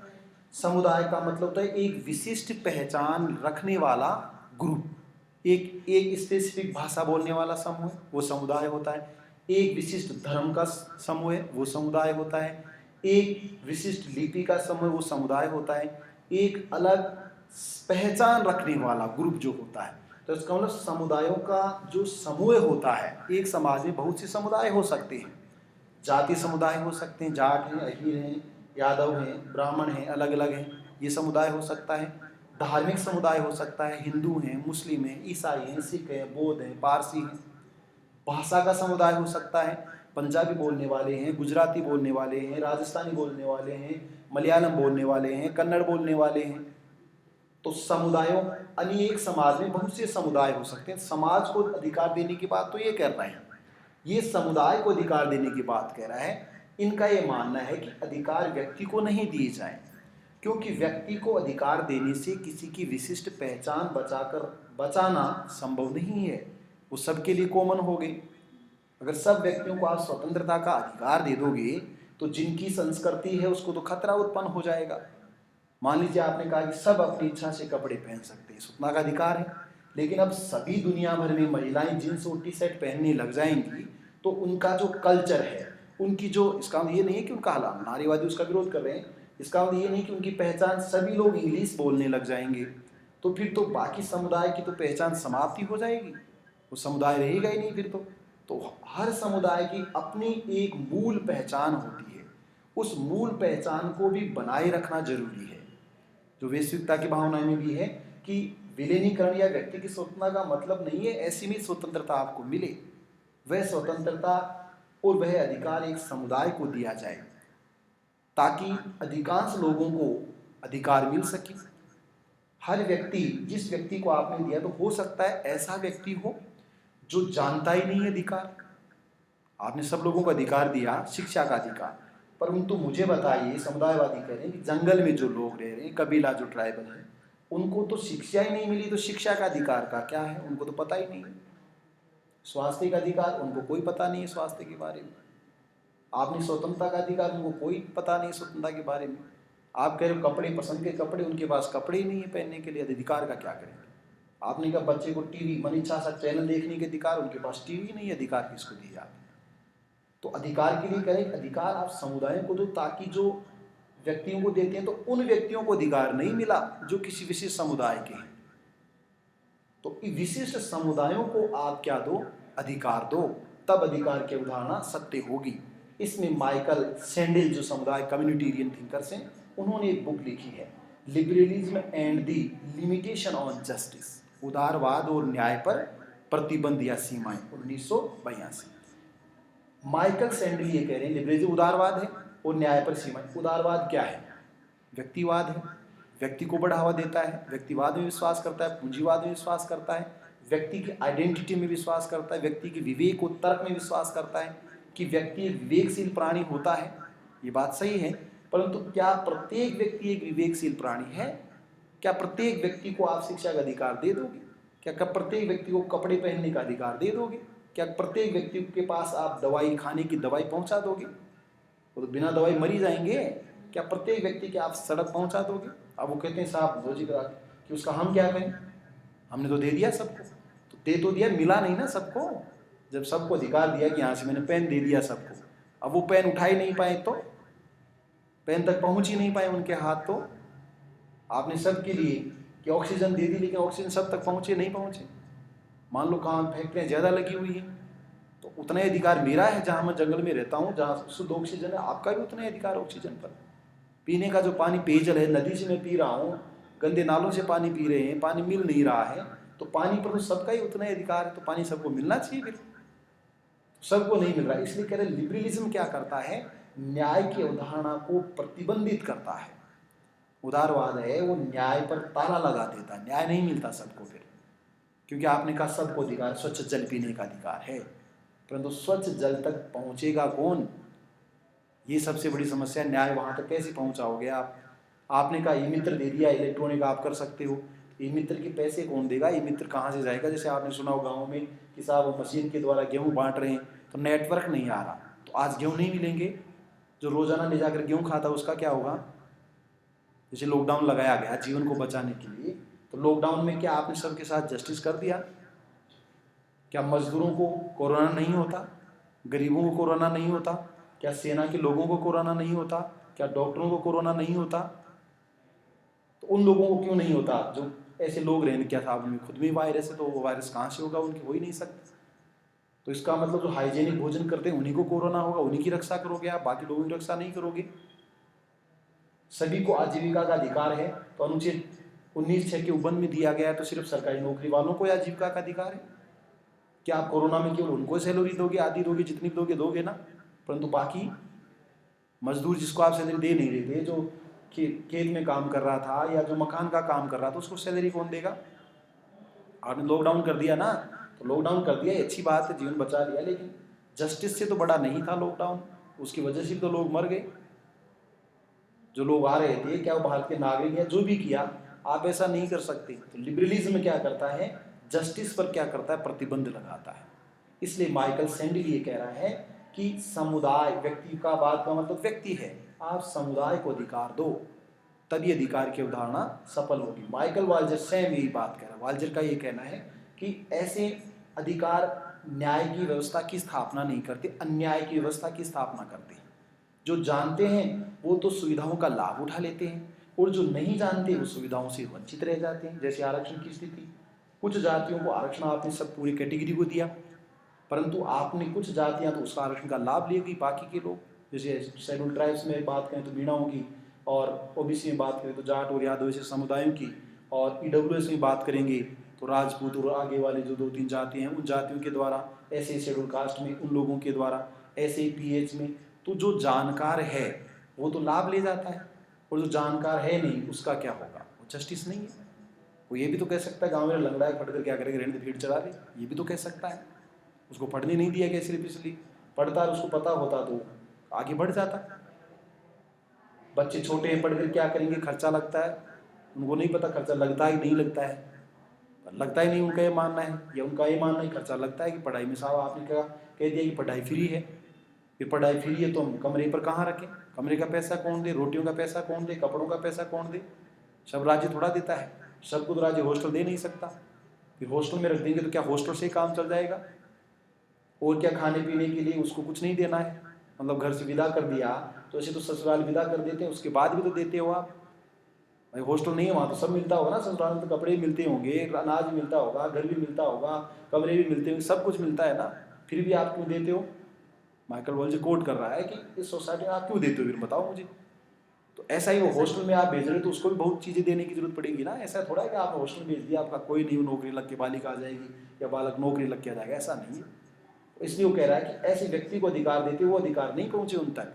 कम्युनिटेरियन ये कह रहा है, वॉल्जर ये कह रहा है कि तब अधिकार मिलेंगे जब आप समुदाय को दोगे। तो एक पिछड़ा हुआ समुदाय है जो कुछ समझता नहीं, उनको आप अधिकार दो। जैसे कि वंचित महिला वर्ग, अधिकार दो तब तो होगा। अधिकार दिया आपने, मान लो पंचायत राज में आरक्षण दिया, भाई एसटी है या सीटें आरक्षित की, ये क्या है? वॉल्जर कह रहा है ये जस्टिस का ही आधार है।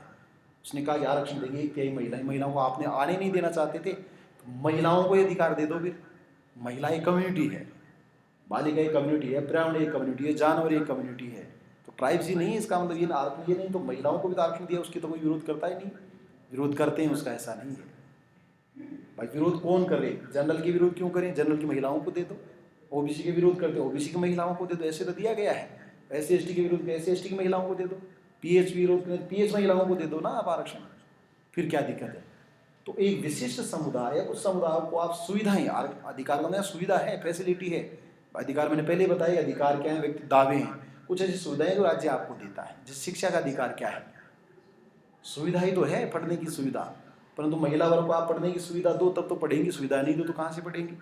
जैसे हमारे उस व्याख्यान में आते हैं साहब, स्कूल तो बना दिया आपने, जो कर रहे थे ना प्रक्रियात्मक न्याय के बाद, कि स्कूल बना दिया, लेकिन स्कूल में बालक और बालिका के, बालक तो खुले में टॉयलेट कर लेते हैं, उनके लिए व्यवस्था है, बालिकाएं कहाँ जाएं? तो माता पिता ने बालिकाओं को स्कूल जाने से रोक दिया, सिर्फ इसलिए क्योंकि उस स्कूल में शौचालय नहीं था। तो स्कूल खोल दिया आपने और व्यवस्था तो नहीं की। एक अपंग आदमी को स्कूल जाने से रोक दिया, माता पिता ने क्यों रोक दिया? क्योंकि स्कूल की 10 सीढ़ियाँ वो चढ़ नहीं सकता था, तो उसके माँ बाप जाए रोज सीढ़ियाँ चढ़ाएं उसको, तो रैंप नहीं बनाया, इसलिए उन्होंने अपने बालक को रोक दिया। तो ये भी व्यवधान है उसमें। अधिकार सुविधा आपने दी, शिक्षा की, स्वास्थ्य की सुविधा, तो सब जगह आप देखा होगा प्राइवेट हॉस्पिटल वगैरह होते हैं, उनमें भी रैंप होता है। वो अपने लिए नहीं होता कि अपने सीढ़ियाँ चढ़ते हैं तो दम भर जाता है इसलिए रैंप से चले जाएं। वो उन लोगों के लिए होता है जिनको वंचित समूह कहा आप, डिफरेंट क्लास ऐसे होते हैं, विशिष्ट वर्ग होते हैं जिनके लिए तो जस्टिस तब पहुंचेगी ना, भाई उस व्यक्ति तक आप व्यवस्था स्थापित करोगे तो सुविधाएं, ये अधिकार तब पहुंचते हैं जब उनका एक समुदाय होता है, उस समुदाय को क्या दो आप? अधिकार दो। ये कहना है माइकल सैंडल और वॉल्जर का। देखो इसमें, इस दृष्टिकोण के अनुसार, इस दृष्टिकोण के अनुसार अधिकार या राज्य प्रदत्त सुविधाएं, दोनों शब्द लिख लो, अधिकार या राज्य प्रदत्त सुविधाएं, राज्य द्वारा दी जाने सुविधाएं, राज्य प्रदत्त सुविधाएं व्यक्ति के स्थान पर, व्यक्ति के स्थान पर विशिष्ट पहचान रखने वाले, व्यक्ति के स्थान पर विशिष्ट पहचान रखने वाले समुदाय को दी जानी चाहिए। विशिष्ट पहचान रखने वाले समुदाय को दी जानी चाहिए, क्योंकि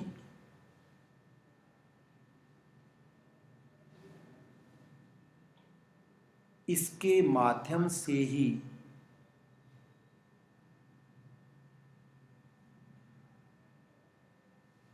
समाज में विशिष्ट पहचान रखने वाले छोटे छोटे समुदायों को, समाज में, तो इसमें क्लेरिफाई हो गया कि समाज समुदाय, समाज में विशिष्ट पहचान रखने वाले छोटे छोटे समुदायों, उसके आगे कोष्टक बनाओ, छोटे छोटे समुदायों, कोष्टक बनाओ, कोष्टक में लिखो वंचित समुदाय, महिला समुदाय, कबीला समुदाय,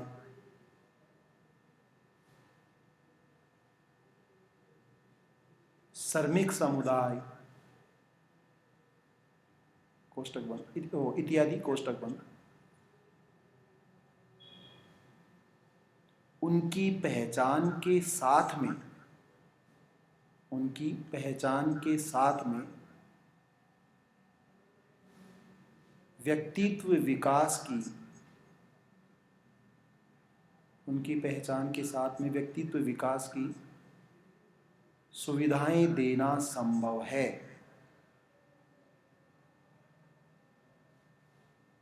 सुविधाएं देना संभव है। प्रसिद्ध समुदायवादी चिंतक, प्रसिद्ध कम्युनिटेरियन, प्रसिद्ध समुदायवादी चिंतक माइकल सैंडल ने, सैंडल लिख दो ऐसे, माइकल सैंडल ने अपनी पुस्तक, प्रसिद्ध समुदायवादी विचारक माइकल सैंडल ने अपनी पुस्तक liberalism and the limitation on justice, liberalism and the limitation on justice 1982, liberalism LIBERLISM, liberalism and the limitation LIMITETIONS, limitations on justice 1982 के अंतर्गत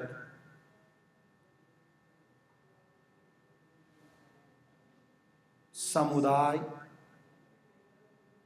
के लिए अधिकारों की पैरवी की है।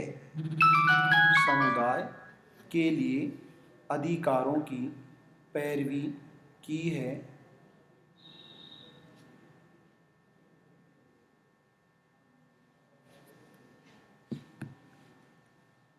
इनके अलावा माइकल वोल्जर ने, इनके अलावा माइकल वोल्जर ने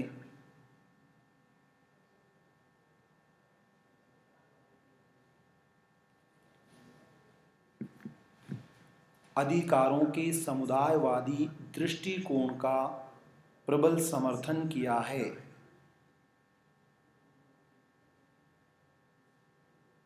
अधिकारों के समुदायवादी दृष्टिकोण का प्रबल समर्थन किया है।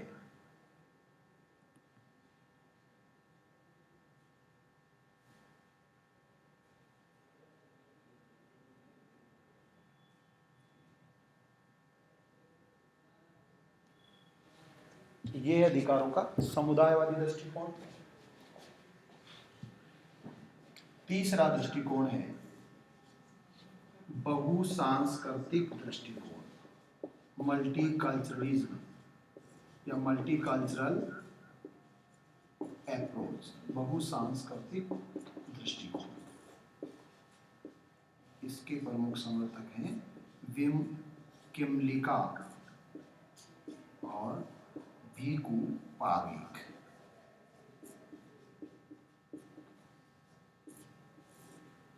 फिर उसके बाद है मार्क्सवादी दृष्टिकोण और उसके बाद है स्वेच्छातंत्रवादी या स्वतंत्रवादी दृष्टिकोण। इसके हैं रॉबर्ट नोजिक। नोजिक ने किताब लिखी है अनार्की, स्टेट एंड यूटोपिया 1974। देखिए, इस समुदायवादी दृष्टिकोण, पहला लॉस्की का दृष्टिकोण समन्वयवादी दृष्टिकोण है, दूसरा माइकल सैंडल और वॉल्जर का समुदायवादी दृष्टिकोण है, तीसरा विम किमलिका और वीकू पारेख का बहुसांस्कृतिक दृष्टिकोण है, मल्टीकल्चरल अप्रोच ऑफ राइट्स, अधिकारों का बहुसांस्कृतिक दृष्टिकोण। इसका क्या मुख्य आधार है? जैसा नाम देख लो, मल्टीकल्चर। इसका मतलब है यह दृष्टिकोण चाहता है कि अधिकार एक सांस्कृतिक समुदाय को दिए जाए। यहाँ तो कौन कौन से समुदाय हैं? सभी तरह के समुदाय आ गए। उसका मानना है कि विशिष्ट कल्चर आइडेंटिटी रखने वाले समुदायों को क्या करो आप? अधिकार दो, क्योंकि ऐसा करने से जो अल्पसंख्यक हैं, माइनॉरिटी की बात कर रहा है, कि जो अल्पसंख्यक सांस्कृतिक समूह है या समुदाय है, उस माइनॉरिटी ग्रुप को, समूह का मतलब समाज नहीं है, माइनॉरिटी ग्रुप को या कम्युनिटी को क्या मिलेगा, अधिकार मिलेगा। ऐसा अधिकार मिलने से उस समुदाय की संस्कृति भी बची रहेगी, पहचान भी बची रहेगी और उस तक अधिकार भी पहुंच जाएंगे। ऐसा हो सकता है कि जो बहुसंख्या में है, जो संख्या में ज़्यादा मान लो बहुसंख्यक है, अब बहुसंख्यकों ने कोई ऐसा अधिकार मांगा है या स्वीकृति दिला दी जिस अधिकार से अल्पसंख्यकों का हनन हो रहा हो। मान लीजिए कि जंगली क्षेत्रों से सड़क बनानी हो। अब बहुमत में क्या होता है, लोकतंत्र बहुमत से चलता है। अब संख्या में ज्यादा लोग हैं तो कम लोगों को बाहर निकाल दोगे क्या? इसका मतलब ये है, इनका विमकिमलिका कह रहा है कि ऐसा होने से बहुसंख्यक अल्पसंख्यकों के अधिकारों का शोषण करता है। तो बहुसंख्यकों के ऐसे अधिकार से अल्पसंख्यकों के अधिकार की सुरक्षा करने के लिए अल्पसंख्यकों को वोट नहीं, वीटो, निषेधाधिकार का पावर दीजिए, शक्ति दीजिए। तो माइनॉरिटीज को आपको ऐसे अधिकार देने होंगे कि वो अपने अधिकार और पहचान को बचाने के लिए उसका उपयोग कर सके। वरना बहुसंख्यक ऐसे अधिकार तो मिल जाएंगे सबको, पर ऐसे अधिकारों की मांग रखेंगे, ऐसे अधिकारों को राज्य से स्वीकार करवा देंगे जिन अधिकारों से अल्पसंख्यकों का विनाश हो जाएगा या वो समाप्त प्राय हो जाएंगे। इसलिए उसको बहुसंख्यक की तानाशाही को रोकने के लिए, बहुसंख्यकों के अधिकारों को रोकने के लिए, जिन अधिकारों से अल्पसंख्यकों का हनन होता है, सबके लिए नहीं, अल्पसंख्यकों को यह अधिकार दिया जाए कि जब बहुसंख्यकों के अधिकारों से उनके अधिकारों का विनाश हो रहा हो तो वो उसको रोकने के लिए वीटो, निषेधाधिकार का प्रयोग कर सके। जैसे वीटो होता है सुरक्षा परिषद में, हालांकि वो 4 आदमी हैं, मान लो चारों सहमत हो गए साहब हम तो इराक को तबाह करेंगे, और एक कहेगी नहीं नहीं साहब नहीं कर सकते, तो वीटो कर दे वो, तो उसको रोक सकते हैं, युद्ध को रोक सकते हैं, शांति व्यवस्था को। 4 की वजह से थोड़ी 4 अशांति चाहते हैं तो अशांति हो जाएगी, इसका मतलब एक का तो कोई मतलब नहीं। लोकतंत्र तो ये कहता है, तो लोकतंत्र में तो यही है कि बहुमत जो चाहेगा वैसा ही होगा। तो जैसा कार्ल मार्क्स ने सर्वहारा की तानाशाही कही ना, कि राज्य स्टेट मिलकर पूंजीपति क्या है, अल्पसंख्यक हैं, पैसे वाले तो कम लोग हैं, गरीब ज्यादा लोग हैं, तो जो राज्य है वो पूंजीपतियों का विनाश करेगा, तो तानाशाही होगी ना, डिक्टेटरशिप। तो बहुमत, संख्या में जो लोग ज्यादा हैं वो लोग कम संख्या वाले लोगों का शोषण करते हैं अधिकार के नाम पर। इसलिए उनके अधिकारों को बचाए रखने के लिए उनको भी क्या हो, ऐसा वीटो करने का अधिकार हो। मान लीजिए माइनॉरिटी है, अगर हिंदुस्तान का ऐसा नहीं करेगा कि किसी विशेष समुदाय का समर्थन कर रहा हो कि मुसलमान ज़्यादा होते, तो मुसलमान 90% होते, वो 10% हिंदू होते, जैसे कि मान लो बांग्लादेश में, वहाँ क्या होगा, हिंदुओं के अधिकारों का हनन हो रहा है। पाकिस्तान, हिंदू कम हैं और मुसलमान ज़्यादा हैं, तो हिंदुओं के अधिकारों का हनन हो रहा है, अधिकार तो दिन पर हनन क्यों हो रहा है। रूस, ईसाई ज़्यादा हैं, तो फिर मुसलमानों का हनन क्यों हो रहा है, हिंदुओं का हनन क्यों हो रहा है। डेनमार्क और फ्रांस, ईसाई ज़्यादा हैं, इसलिए आपने मुस्लिम महिलाओं के बुर्के पर प्रतिबंध लगा दिया। इसका ये नहीं कि मैं समर्थन कर रहा हूँ भारत में भी लगा दिया जाए, लेकिन भारत में अल्पसंख्यक हैं, इसलिए क्या अल्पसंख्यकों के पास ऐसा कोई अधिकार है कि बहुसंख्यक बहुमत से अगर कानून बना दे तो उसका विरोध कर सके? नहीं कर सकते। जैसे मान लीजिए महिला अधिकारों का समर्थन, नारीवादी दृष्टिकोण 3 तलाक का मुद्दा है, केवल धार्मिक दृष्टि से नहीं है, ये बड़े स्तर पर देखा जाए कि महिलाओं का शोषण होता है, इसलिए आपने 3 तलाक का कानून लाए। लेकिन क्या ऐसे अन्य कानून बनाकर हिंदुओं की किसी सांस्कृतिक और शोषण की परंपरा को आप खत्म कर सकते हो? क्या ईसाइयों में ऐसा कर सकते हो? क्या जैन के लिए ऐसा कर सकते हो? हिंदुओं को छोड़कर सबके लिए आप ऐसा कर सकते हो? जैसे कहा गया कि पाकिस्तान जो सीए अधिनियम लाया कि इन बांग्लादेश से, इनसे मुसलमान तो नहीं, बाकी सब आ सकते हैं, बाकी जो चले गए वो आप वतन वापसी के नाम पर आ सकते हैं।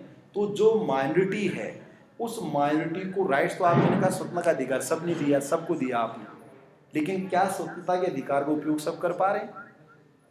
नहीं कर पा रहे ना, तो फिर किसको अधिकार दिया? इसलिए विमकिमलिका ये कह रहा है कि माइनॉरिटीज को वीटो का अधिकार दो, ताकि बहुसंख्यक के अधिकारों की तरह उनके अधिकारों की भी रक्षा हो सके। ये विमकिमलिका और देखो पारेख कह रहे, मार्क्सवादी ये कल पढ़ेंगे ना, मेरे कॉलेज का टाइम हो गया। यहीं आ जाना है, मैंने मैडम से बात कर ली, मैडम आ गई, हमको कह दिया मैंने, फिलहाल यहीं पढ़ाते रहेंगे अपन, कोई बात आएगी देखेंगे ना।